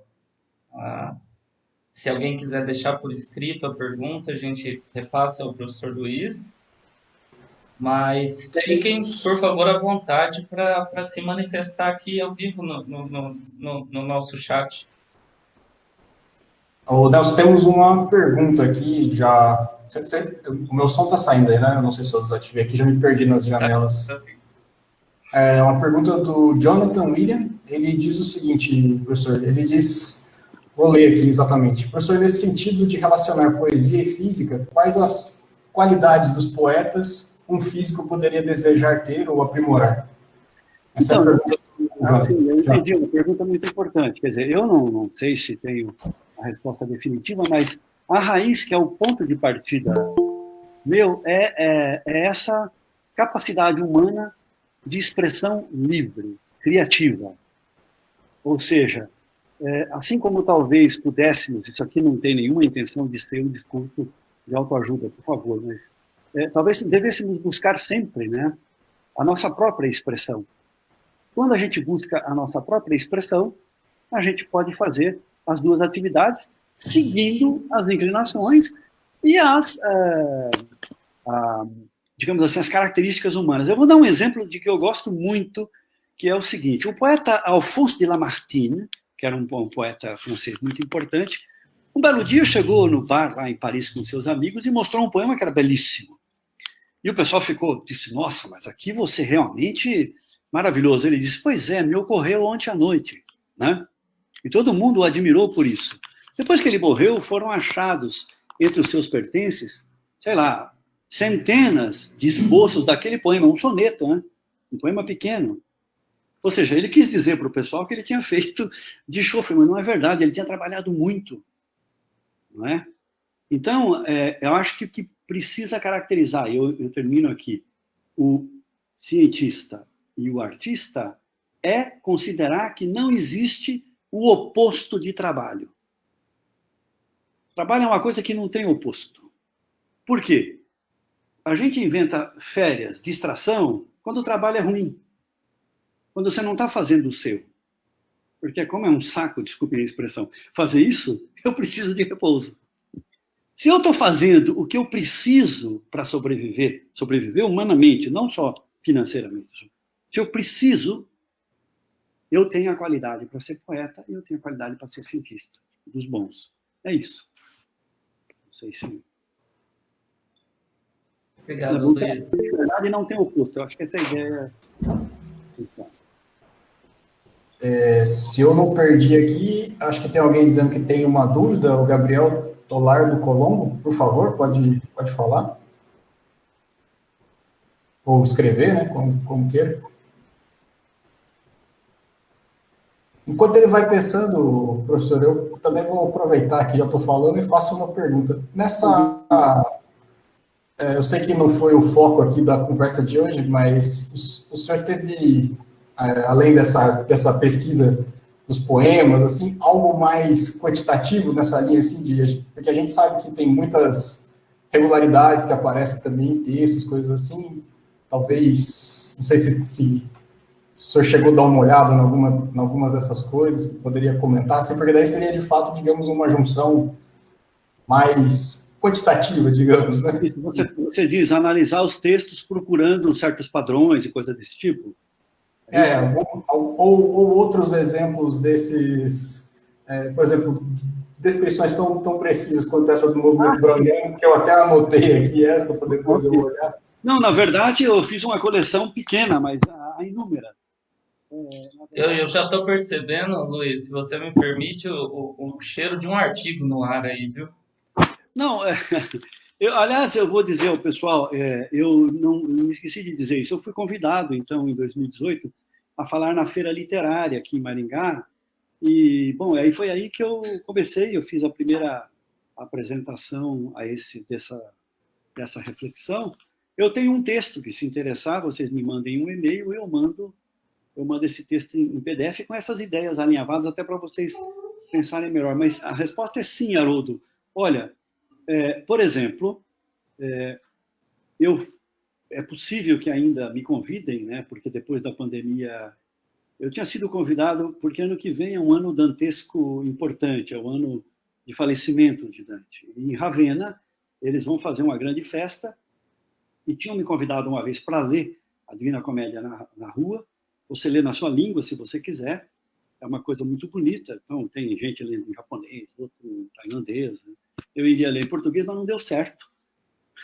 Daquela vez, eu não podia ir, estava dando aula, eu não podia ir em setembro lá. Setembro é o mês do falecimento do Dante. E lá, a gente ia fazer uma análise, por exemplo, da ótica, no comecinho do primeiro canto da Divina Comédia. Problemas de ótica, de reflexão, né? A Divina Comédia, para dar um exemplo só, que eu conheço um pouquinho melhor, é cheia desses casos. É claro que ali a gente se move num âmbito de física, a física medieval. Mas você encontra uma descrição científica compatível com o paradigma do tempo. Depois você vai estudar o fenômeno à luz das descobertas recentes, né? Ou mais bem-sucedidas da ciência. Então, há muitos. Nós poderíamos nos estender, eu peguei alguns, assim, de preferência só para ilustrar. Para mostrar que vale a pena. Né? Porque você não vai procurar física, você não vai fazer física, como você bem sabe. Mas, caramba, essas intuições, essa do Lucrécio, por exemplo, é uma descrição do movimento browniano, uma descrição bastante moderna, se quisermos, né? Colisão de átomos, né? Partículas, né? E flutuações, né? As flutuações que acabam fazendo resultar no deslocamento da partícula browniana. Certo. Professor, agora já tenho aqui a pergunta do Gabriel Tolar do Colombo. Ele diz o seguinte: todo cientista é um poeta ao descrever a realidade como a beleza da razão? Ele coloca uma interrogação aqui. Sim, em última análise, todos aqueles que contemplam o real e são capazes de se exprimir pelo real têm um quê de poético, mas eu acho que a gente precisa tomar um certo cuidado com as linguagens, né? Porque, por exemplo, há uma corrente que diz, nós podemos explicar agora, procurar explicações científicas que sejam metafóricas. Eu sou, como a maioria dos físicos teóricos experimentais, nós somos de formação quase que positivista, né? Quer dizer, a gente sabe que, primeiro, a gente tem que fazer conceito, lógica, né? E experimento. Quer dizer, quando você não está fazendo física experimental, ela tem que ser rigorosa do ponto de vista conceitual. Então, você tem uma linguagem a que se ater. Só que é possível, né? É possível exprimir, e muitas das grandes mentes, Dirac, por exemplo, achava que, eu vou parafrasear, tá?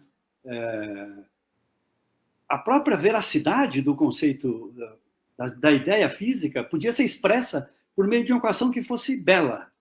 Quer dizer, que para ser verdadeira, era bom que fosse bela, né? Galileu pensava em trovar um vero, bem que de coisa ligeira, ele dizia, trovar uma verdade ainda que de coisa pequenininha, mas ele queria que fosse simples. Nem sempre é possível, vocês sabem, vocês que estudam sistemas dinâmicos, nem sempre é simples, né? Mas toda vez que você consegue procurar a simplicidade, a clareza, né, em ciência, em física, de certo modo você está se aproximando de uma descrição que carrega essa beleza que a gente procura na poesia, né? A gente esquece, não é que esquece, você pode deixar um pouquinho de lado toda aquela dureza do núcleo duro da ciência e olhar para ela como uma manifestação humana que te dá prazer. Como eu mencionei, a eletrodinâmica quântica, né? Mencionei para homenagear o Feynman também pela sua beleza, realmente. Mas é quase impossível, eu imagino, quando você começa a entender, eu não tenho a pretensão de ter entendido tudo, mas quando você começa a estudar a teoria da relatividade geral, o assombro, o alumbramento, com toda a dificuldade técnica, é o alumbramento da leitura de um poema.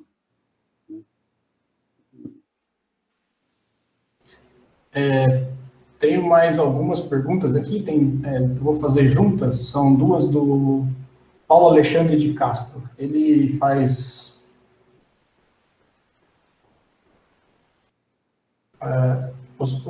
você está me ouvindo? Ouvindo perfeitamente, sim, sim. Bom, a pergunta é, professor evangelista, compartilhe uma informação conosco. É mais uma curiosidade aqui, eu acho, né? Quantas versões da Divina Comédia o senhor tem? E outra pergunta da mesma pessoa, o senhor consegue estimar também quantas vezes já leu a Divina Comédia? É mais uma curiosidade. Olha, na verdade, houve uma época que cada vez que eu descobri esse livro, eu tinha 14 anos, né?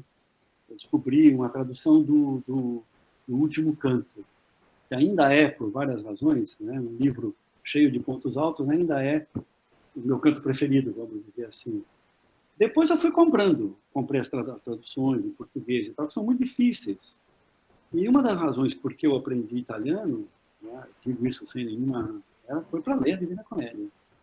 E quando eu consegui fazer isso a primeira vez, para mim foi uma conquista pessoal, que não desdoure nada. Eu fazia mestrado, doutorado em física, entendeu? Então as coisas não se excluíam, né? Cada vez que eu viajava, eu comprava um exemplar, diferente da Divina Comédia. Então eu tenho grande, pequeno, de bolso, em quadrinhos e tal. Não sei dizer quanto, precisaria contar, mas algumas dezenas, digamos. É sempre o mesmo livro, mas os comentaristas são diferentes, né? Encadernação, cheiro, as ilustrações, como Gustave Doré, que são as clássicas, ou de Botticelli, que são mais descobertas mais recentemente, dão um colorido à leitura. Agora, quantas vezes eu li, eu não sei porque, sistematicamente, eu li algumas vezes. O que a gente faz é ler pedaços, né? É um livro grande, difícil, né?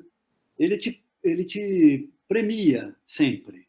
Vale a pena, porque 14.300 versos que não perdem o ritmo. É uma coisa maravilhosa. Porém, é cansativo. Então, o que a gente faz antes de dormir? Ler um canto, ou meio canto, ou uma tercina que você gosta, ou um comentário sobre, né? Passa a fazer parte. O escritor Jorge Luis Borges, ele dizia que se a pessoa quer sofrer mesmo, se ela quer se autopunir, se sacrificar, não leia a Divina Comédia, porque é uma forma de evitar ser feliz. Porque ler a Divina Comédia é uma forma de felicidade. E todos aqueles que decidem não ler decidiram ser infelizes, mais ou menos isso, estou parafraseando. Então eu não sei quantas vezes, nem, né, mas assim, e também não sou nenhuma autoridade, porque a leitura é uma leitura irregular, é uma leitura hedonista, não é um estudo. Agora, estudando um pouco desses problemas de física, tentando... Aí sim você lê um pouquinho mais sistematicamente, vai cruzar outras passagens e tal, mas não... É sempre uma leitura por encantamento. Beleza. Eu tenho 2 filhas que se chamam Beatriz. Vocês podem imaginar. Né? É um jeito de demonstrar meu apreço por essa obra. Mas não é a única, não, tá? Eu até escrevo, eu cometo versos. Há muitos anos. Certo, tenho uma... Não sei se é pergunta, mas eu acho que é mais uma sugestão, né, como ele diz aqui, que é do nome segundo nome. Então, provavelmente, alguém do departamento de física, como a gente já sabe. Luciano, eu não sei quem está aqui, mas não se identificou. Então, basicamente, ele diz que está sendo pessimista aqui. Se a quarentena seguir longa, ele faz uma sugestão, que o senhor faça uma nova... teoricamente, se chama Malacarne aqui, se identificou. Eu conheço o tipo. Conhece. É que ele tá com um pseudônimo aqui. Pseudônimo, pessimista. Também conhecido como professor Bala, né, para os mais íntimos. Ele está falando o seguinte aqui, para a sugestão de tema, que o senhor fale sobre Deus e ciência, mas numa próxima oportunidade. Bom, então é só uma sugestão, se o senhor permitir, eu vou ler. Tem uma outra pergunta, mais aqui do final, é da Arícia. Ela diz o seguinte, professor, como o senhor se posicionaria em relação à poesia associada à ciência e os que apropriam disso para desenvolver a pseudociência? Cabe a essa liberdade com uma certa forma de liberdade de expressão? Qual o limite dessa linha para a ciência? Essa é a pergunta da Arícia. Essa é uma pergunta realmente muito importante, eu agradeço por isso. É sempre o risco que você corre. Eu que tenho, quem me conhece como vocês, do departamento, né? Eu participo de muitas atividades interdisciplinares, às vezes o chamado para falar de mecânica quântica em ambientes de não físicos, ou de termodinâmica, enfim, de temas de física. É preciso deixar muito claro que nós estamos falando não de misturar jamais os 2 discursos, né? A ciência é uma atividade que depende de uma metodologia, vou resumir aqui, uma metodologia científica. E isso tem que ser preservado. Por exemplo, deixa eu exagerar aqui, nós não podemos explicar, eu disse isso ainda numa entrevista anteontem, nós não podemos combater vírus com discurso. Vírus a gente combate com ciência. E é difícil, porque a ciência não é a verdade absoluta.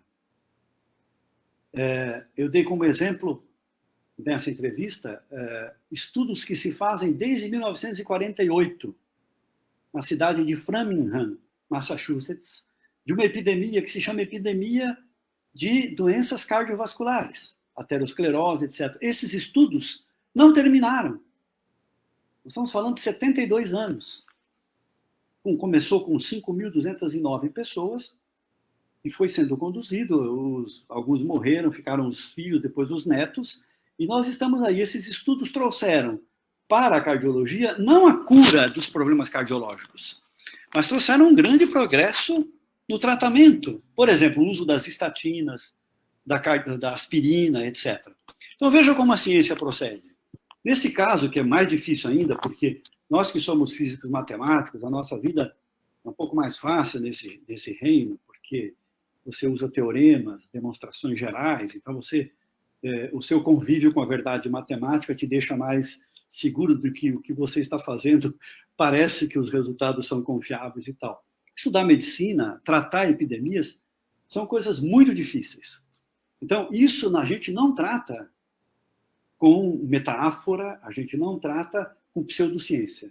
Isso é ciência experimental, analítica também, claro, ciência experimental, muito trabalho. Então, e ajuda, coletivo, divulgação de resultados, testes, comprovação de testes, negação de teste, análise pelos pares.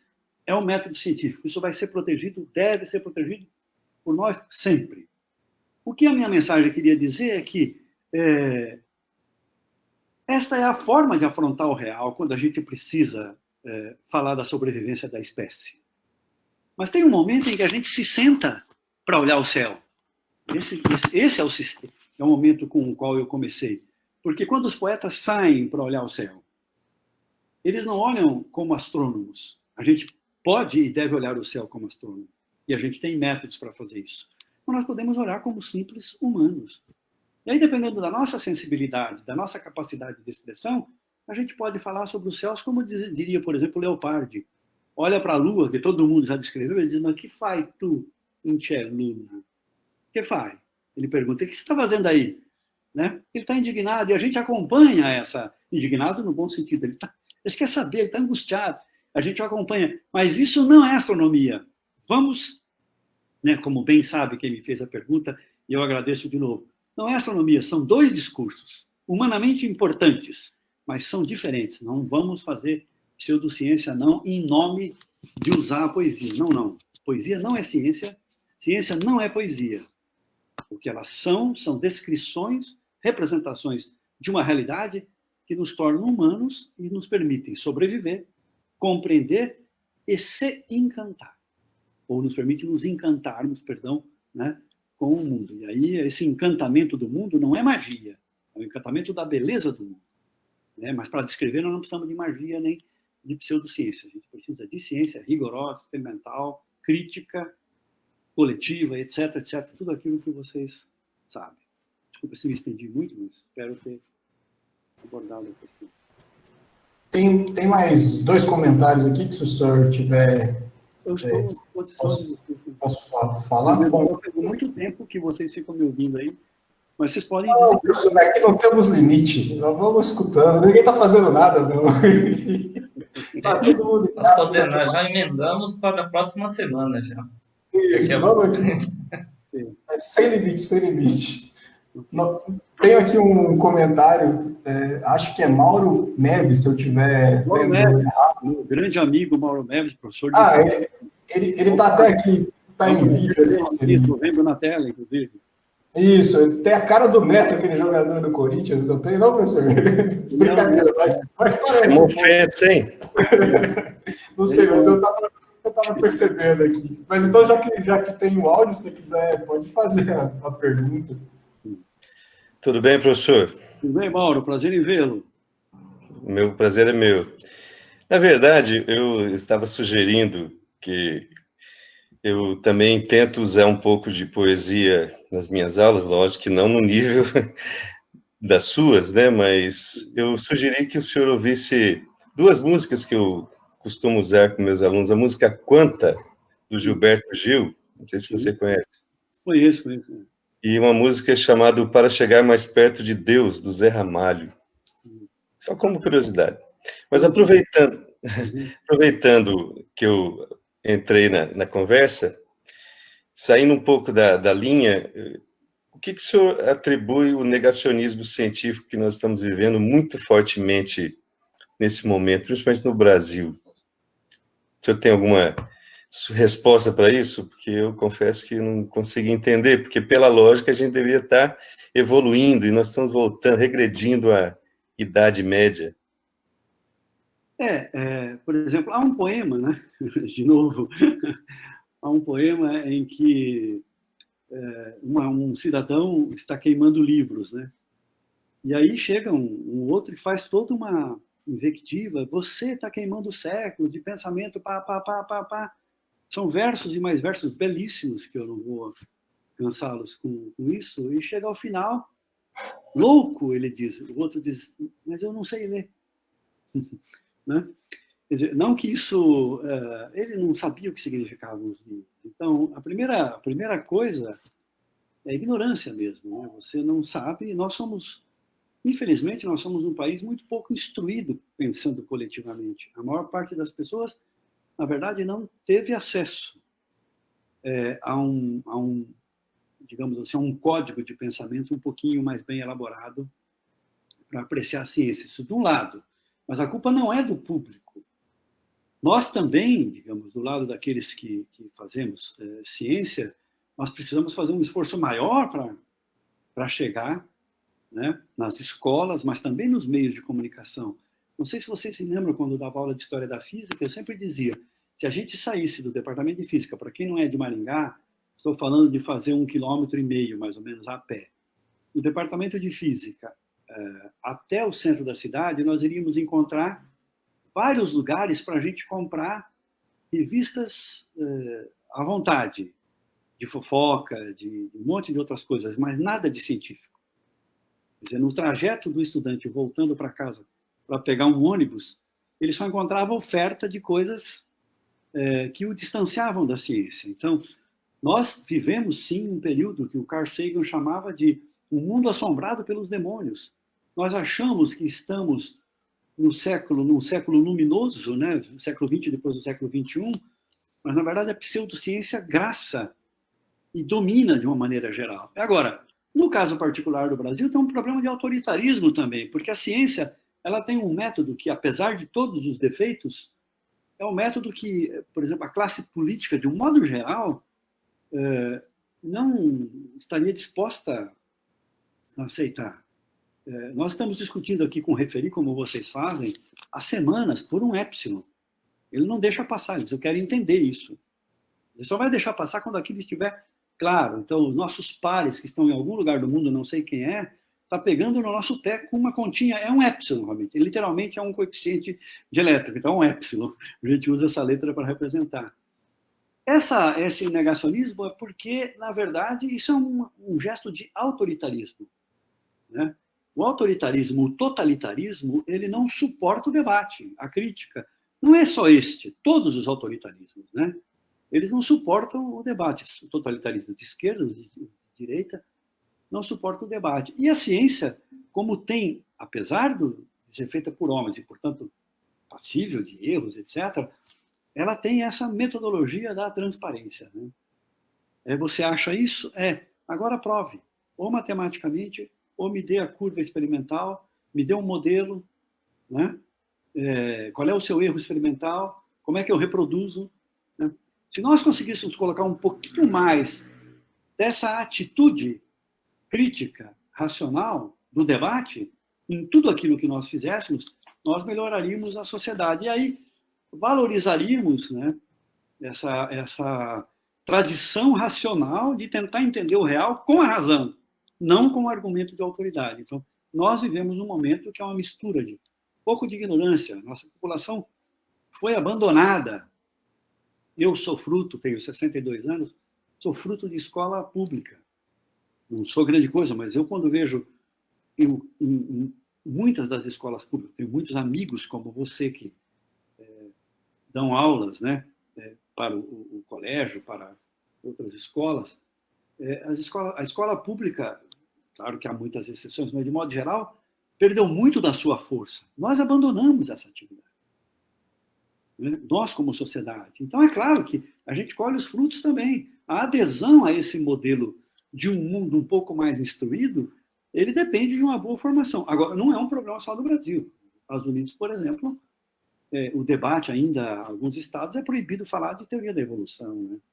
Não é nem a teoria, né? É um modelo científico para explicar a formação das espécies. Então, é uma mistura um pouco de tudo, mas no presente momento eu acho que é uma questão bastante ligada ao totalitarismo que não suporta a crítica. Nenhum, viu? Nem o de esquerda, nem o de direita. Obrigado. Tem mais duas aqui, professor. Na verdade, uma é simplesmente mais uma sugestão aqui da Mátila, se eu estiver falando errado, depois pode me corrigir. Ela faz uma sugestão que o senhor pense numa palestra sobre ciência e espiritualidade. E aí também tem uma pergunta aqui, provavelmente não é o nome da pessoa, mas está escrito aqui Paçoca Heaven, eu acho que é isso. E ele diz o seguinte, fala algumas coisas aqui, mas ele basicamente pergunta como que o senhor valoriza, como o senhor valoriza o estudo de filosofia e história para incentivar a capacidade criativa e crítica de teorias físicas? Uma pergunta, a outra, você considera que esse estudo crucial para o físico, ou o senhor não considera tão importante assim? Não, o estudo dos textos filosóficos, poéticos, é fundamental para a nossa formação mental, de personalidade, cultural, Por quê? Porque a linguagem, né? A língua é o que nos ensina a pensar. Então, se você lê bastante, né? Lê bem, digamos assim, você está se preparando para a atividade intelectual de um modo geral. Então, isso faz bem para a ciência. Não há nenhuma... Pelo contrário, é a forma, digamos assim, seria a receita, né? Ler é um modo de compreender a realidade, mas compreender a realidade e depois se exprimir sobre a realidade, porque significa ser capaz de desenvolver os instrumentos mentais para pensar, porque quando a gente pensa, a gente usa uma linguagem pobre, a gente pensa mais pobremente, e se exprimir, quando a gente se exprime também mais ricamente, se houver uma linguagem. Então, é claro que o estudo da filosofia, o estudo da poesia, são fundamentais para a formação humana. O problema é que a vida é curta. Se você escolheu a carreira científica, a vida é curta. Os nossos meios são limitados. A gente tem que ter um foco na formação científica, não é? Às vezes é preciso conciliar tantas coisas. Então, muitas vezes você sacrifica essas leituras, digamos assim, mais humanistas, né? Porque você precisa fazer um relatório, por exemplo, você precisa fazer cálculos, né? Então, é uma questão de divisão do trabalho, né? E a própria leitura científica, né? Nós temos textos admiráveis dos fundadores da nossa área, digamos assim, né? Textos de filosofia da natureza, né? Com grande profundidade. Então, não são incompatíveis, não. Não há incompatibilidade, né? O único risco aí, que foi o da pergunta anterior, é a mistura dessas linguagens. É achar que nós vamos poder explicar a pandemia com discurso. Eu digo isso porque não é assim, né? Não vamos explicar com versos. Não é assim. Nós vamos explicar com os métodos da ciência. Então, a gente pode beber, sim, de outras fontes, das fontes da cultura humana. Nós somos homens. Lembre-se da frase de Terêncio com a qual eu comecei. Nós somos homens. Nada do que é humano nos é alheio. Agora, depois, nós nos organizamos também para conseguir fazer algo, né? Porque se a gente abre por demais o leque, poucos têm a capacidade, né? Só alguns grandes conseguiram tanta cultura assim e ainda um trabalho original. É preciso que a gente, no período de nossa formação, aqui estou falando aos físicos jovens, né? A gente também se concentre.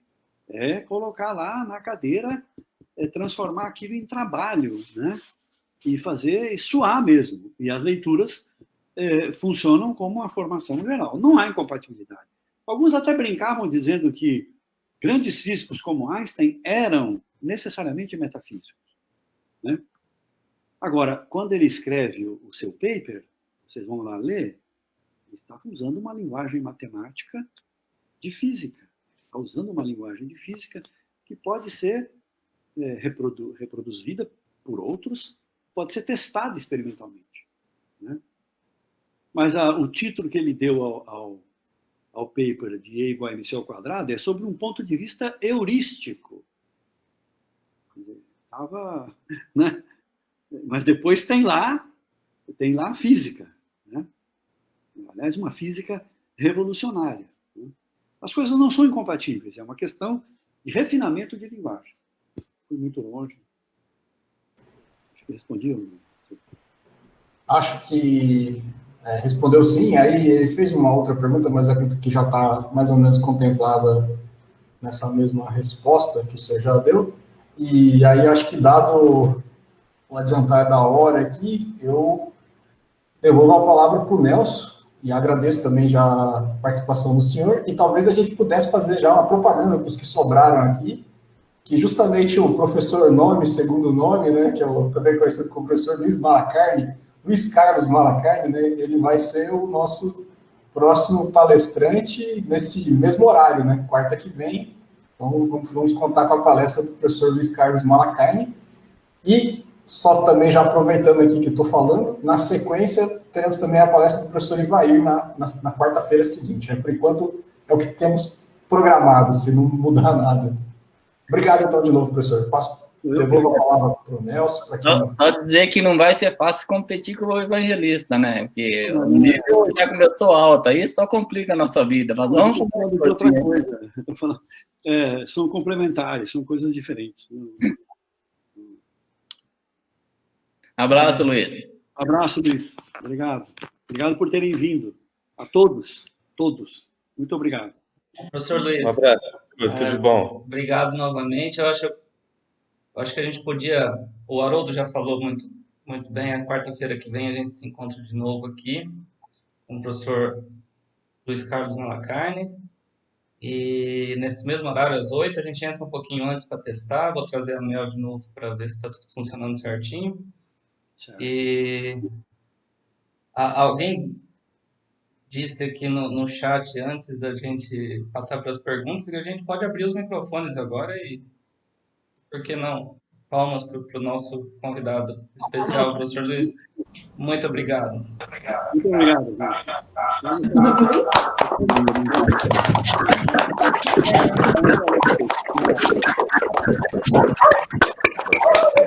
Obrigado. Boa noite. Boa noite, Luiz. Boa noite, tudo de bom. Boa noite. Obrigada. Obrigado, Regina. Obrigado, gente. Obrigado. Gabriel, Matheus. Muito bem, parabéns. Obrigada pela palestra. Muito obrigado. Boa noite, professor. Excelente palestra. Muito obrigado. Boa noite. Antônio Medina. Obrigado. Franciele, obrigado. Obrigada, professor. Boa noite. Boa noite. Muito obrigado, professor. Ótima palestra. Obrigado. Boa noite.